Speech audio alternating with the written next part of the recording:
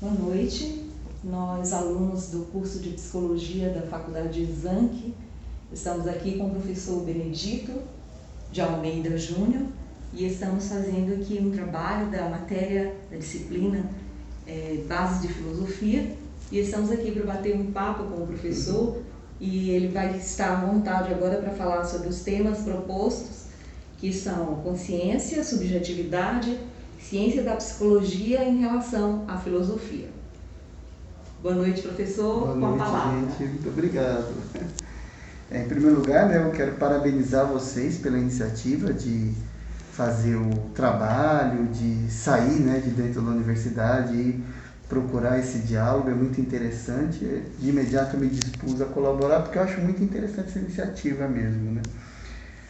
Inicialmente, eu gostaria que o senhor falasse suas credenciais, é bom para a gente poder conhecer melhor um pouco. Eu sou graduado, licenciado, mestre e doutor em filosofia, Aí fiz um pós-doutorado também na área de filosofia, então essa é a minha área, Mas o meu perfil não é só de estudar filosofia na perspectiva da obra de um autor, ainda que a gente vá um autor por vez, eu gosto de abordar uns temas mais gerais.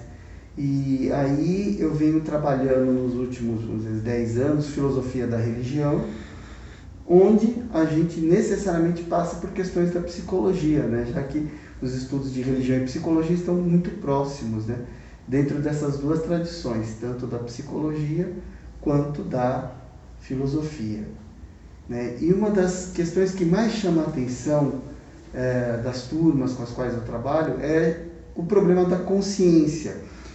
Em linhas gerais, o problema da psique, entender a psique humana, e depois a consciência especificamente. Então, quando a gente vai falar de psique, claro que a gente recorre à tradição, vamos dizer, da ciência psicológica aí, dos grandes pesquisadores, especialmente o Freud e o Jung, E eu aprofundo os estudos na linha junguiana, então eu não sigo muito as teorias do Freud. E por que isso? Porque eu acho que eu concordo com o Jung que para a gente estudar o fenômeno religioso, a gente tem que entender que o nosso inconsciente, ele não é apenas um depósito de experiências da consciência, mas ele é autônomo e ele também tem, vamos dizer, uma determinação sobre a consciência. Então por isso que eu gosto mais da abordagem junguiana. Mas aí quando a gente vai tratar de consciência, há sempre uma confusão entre três conceitos que aí eu gosto de trabalhar muito, que são razão, pensamento e consciência. Então eu costumo dizer o seguinte: dentro do que a gente chama de consciência, nós temos esses campos. A razão, ela é um campo pequeno dentro da consciência. E a razão, segundo a gente trabalha aqui, ela não tem capacidade volitiva, ela não tem capacidade de desejo. Então eu sempre digo que é um falso paradoxo entre sentimentos e razão. Nunca houve esse conflito. O conflito é sempre entre sentimentos diferentes, Porque a nossa capacidade de desejar, ela está no campo da consciência, mas não da razão. A razão, então, é um dos fenômenos da consciência. Depois tem o pensamento. O pensamento, ele é mais amplo que a razão, Basta a gente lembrar que nós temos pensamentos que são pouco racionais, tem pouco a ver com a imediaticidade do mundo à nossa volta. O pensamento voa, como diz a música popular, E aí, os sentimentos também não estão nesse campo da consciência. E por fim, o que é essa consciência em geral? Ela é todo esse fenômeno de autopercepção no mundo, que não é só razão, não é só sentimento, nem só pensamento. São esses três elementos ao mesmo tempo. Então, eu diria que quem me despertou para essa ideia de consciência foi o filósofo Jean-Jacques Rousseau, numa obra chamada Emílio, ou da Educação, em que ele tem um pequeno parágrafo no qual ele diz que o que diferencia os seres humanos dos outros seres é a consciência e não somente a razão. A razão é uma parte que, como ele diz, nos faz perder de erro em erro. Então, aí que eu comecei a perceber que então normalmente se confunde razão com consciência, sendo que a consciência, portanto, ela é um complexo formado pelo menos por essas três pulsões, né? A razão, o sentimento e o pensamento.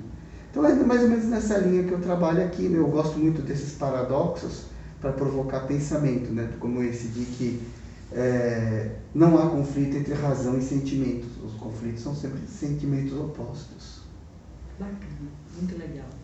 E a subjetividade entra em qual instância, em qual esfera?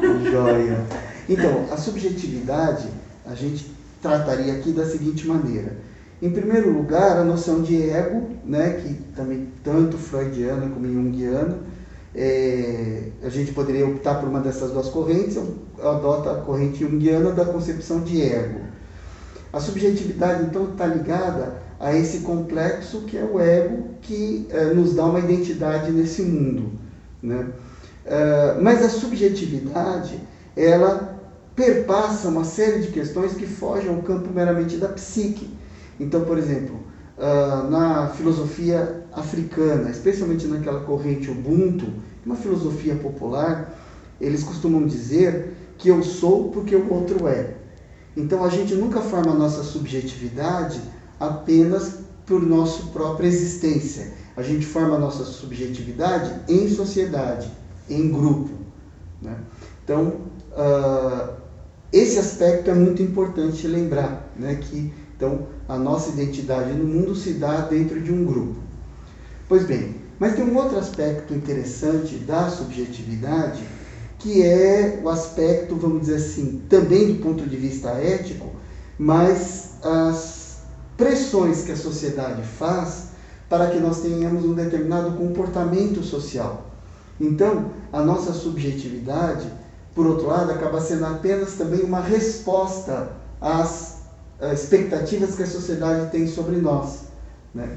Então, a subjetividade, portanto, ela ao mesmo tempo que depende da sua existência, dessa identidade comunal, por outro lado, ela também se perde nessas pressões externas. Então, esse ego, isso que eu chamo de eu, né? No meu caso eu me dou o meu nome, vocês dão o nome de vocês para vocês, tem memória, né, da existência de vocês. Essa subjetividade, ela, ao mesmo tempo que tem que se afirmar autêntica, na medida em que nós temos que ser no mundo como a gente acha que é interessante ser, por outro lado, também a gente tem que lembrar que somos seres de relação e que as outras pessoas são afetadas pelas nossas decisões.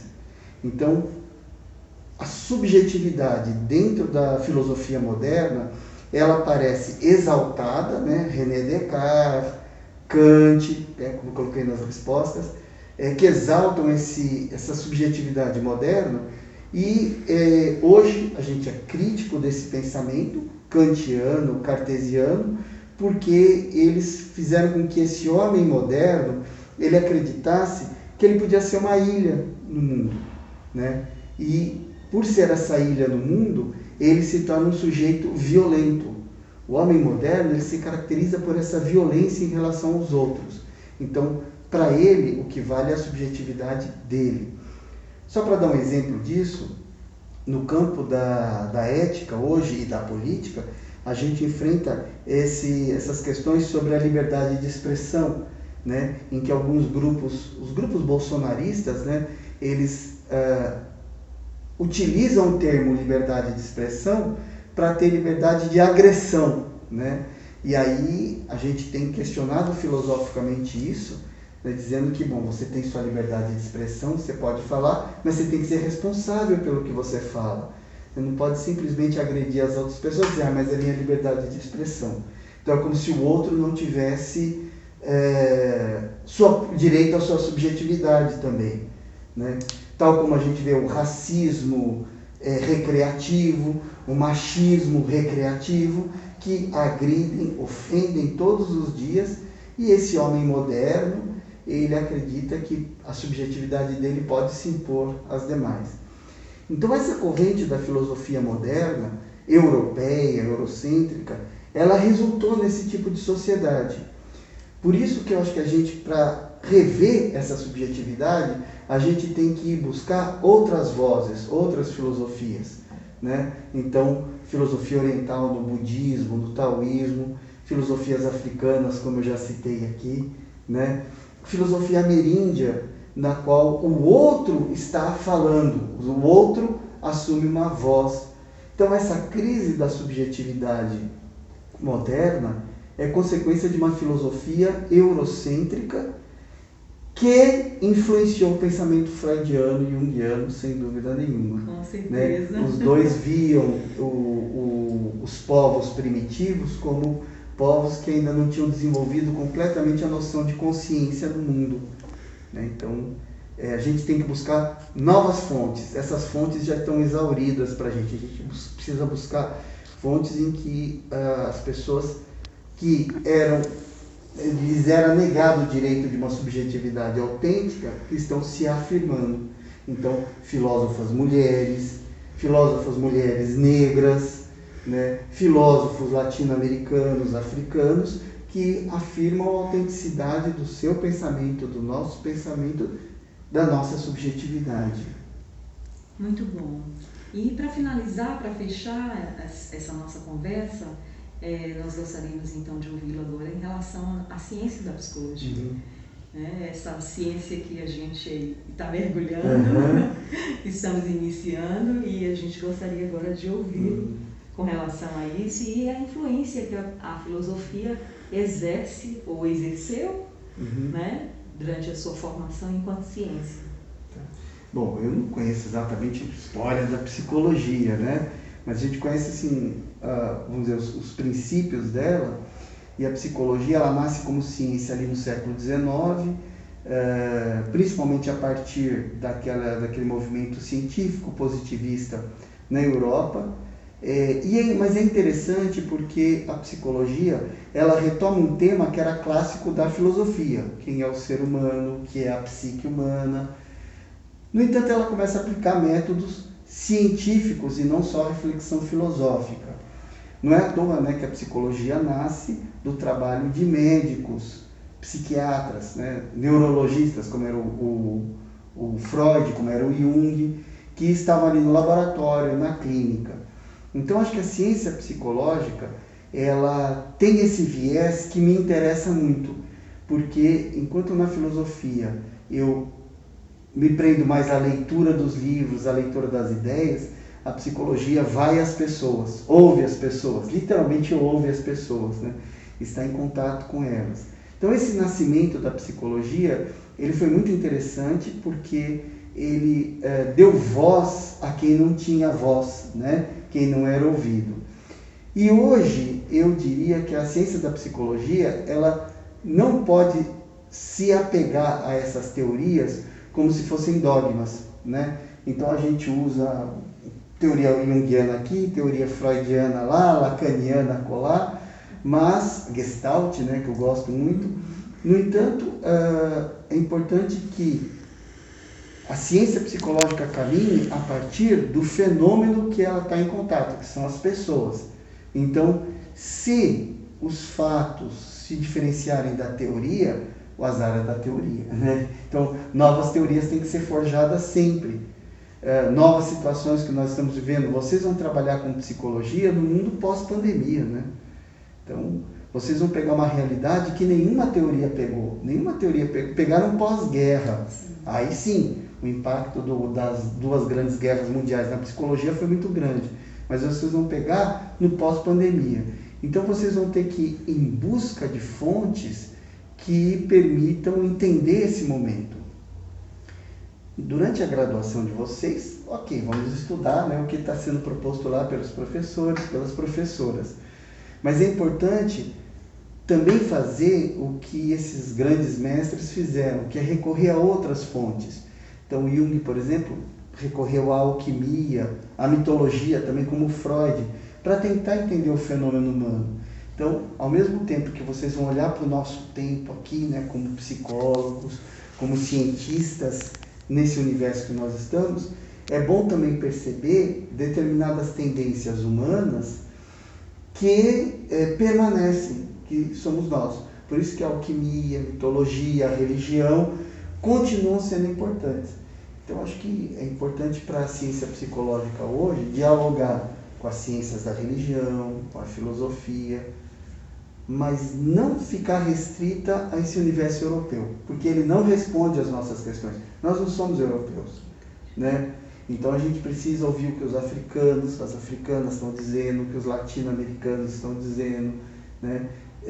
Eu gosto muito da cultura e pensamento oriental também, porque saindo desse ciclo, desse universo europeu, a gente tem mais chance de nos compreender como povo e como subjetividade, cada um de nós. Muito bom.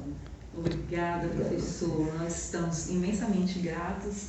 A gente não pretende demorar, porque também temos há pouco tempo para a apresentação, mas nós agradecemos em nome da nossa equipe, da Nayara, que não pôde estar conosco, da professora Fernanda, que está nos orientando nessa disciplina, e estamos felizes por esse momento aqui. Muito obrigada mesmo. Esperamos ter outros encontros, quem sabe da próxima vez na Exanc, para estar conosco lá em uma das nossas aulas. Será um grande privilégio e eu agradeço em nome do grupo do Breno, que está ali filmando, da Gabi, que está aqui do meu lado, e daqueles que não puderam estar conosco. Muito obrigada. De nada. Deixo um abraço para todo mundo. Obrigada.